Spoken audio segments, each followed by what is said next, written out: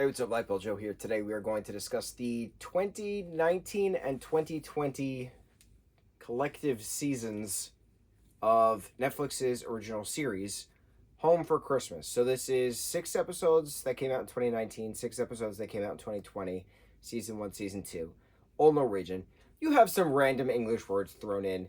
One of the other characters is Swedish. So I have no problem watching films that are not entirely in English or TV shows. I've discussed this many times. I love Netflix because it broadens my horizons. I get to see different countries doing different things that I'm not familiar with. I get to see different traditions or cultural things that I'm not familiar with.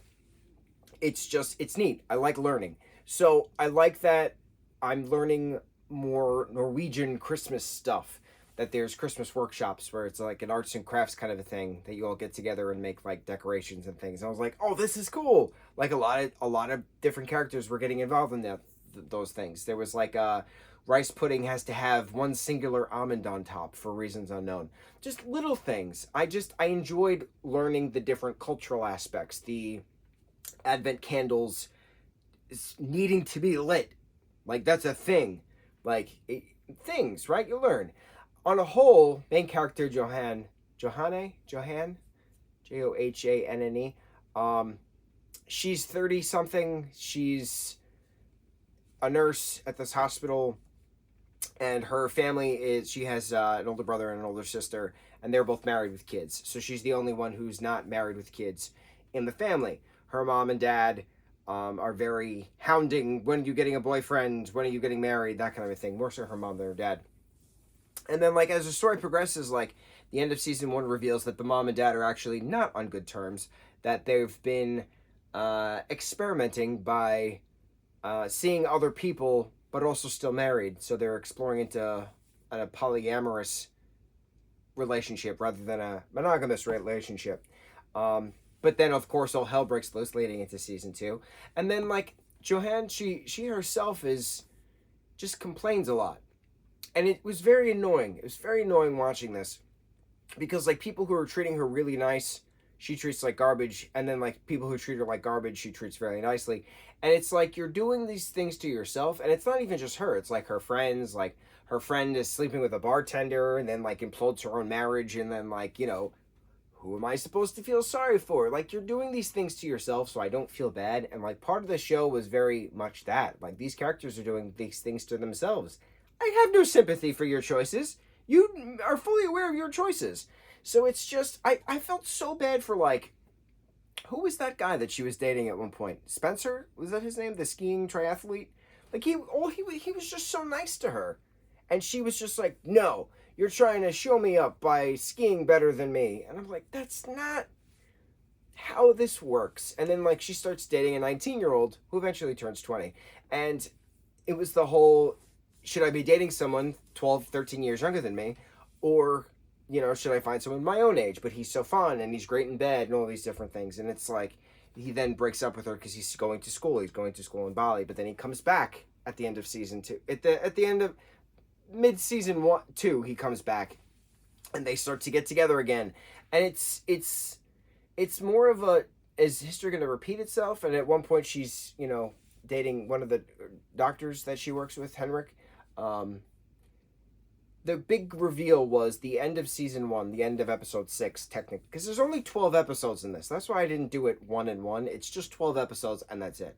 So the end of season 6 is the whole family is together on Christmas Eve, and Johanne gets a delivery of 100 red roses at the door from this delivery guy, and it doesn't tell her who it's from. So she just thinks that it's from this doctor, Henrik, at the hospital, who never technically confesses to it, but alludes that he actually gave it to her. And then they start dating for the year. And then she breaks up with him because he's boring. But, like, it's just, I don't know, man. It's hard to root for this main character when they're not a good character to root for. They're not a good person to root for because they're treating people very badly.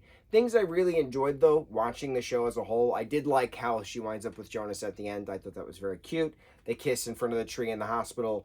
Adorable. Certain parts I was like, aw, but other parts were just annoying because it was just the main character is not a likable character, and I have problems with that. Just in general, like if you do something stupid, I can't say, "Oh, poor you," because you're fully aware you did something stupid.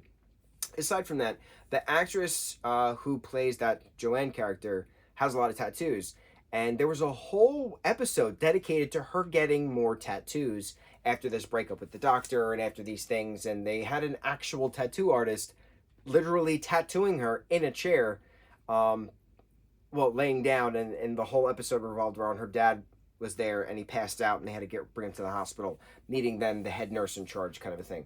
So I really liked how they integrated her getting real tattoos into the plot points and like scenes. Um, Very cool. I've never seen that done before. I've never seen an actor or actress get a tattoo as part of the character's story in real life. That was neat. That was something, it surprised me. I've never seen that before. And it healed very nicely as the story progressed. But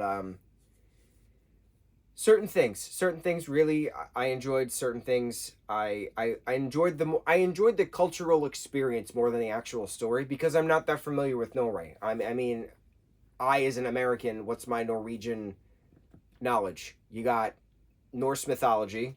That's it. That's Norwegian, Norse mythology.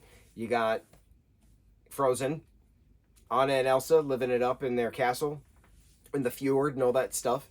And that's about it. That's all I got. That's all I know about Norway. Oh, scratch that. Norse mythology mixed in with pseudo kind of Celtic traditions, pagan traditions, in regards to Yule log and other Christmas things that I am familiar with. The Christmas tree technically is from them. Technically. I did enjoy the whole ceremonial picking out the Christmas tree. I thought that was neat. But again, I enjoyed this more of a Norwegian Christmas cultural experience than the story itself. The story itself really annoyed me.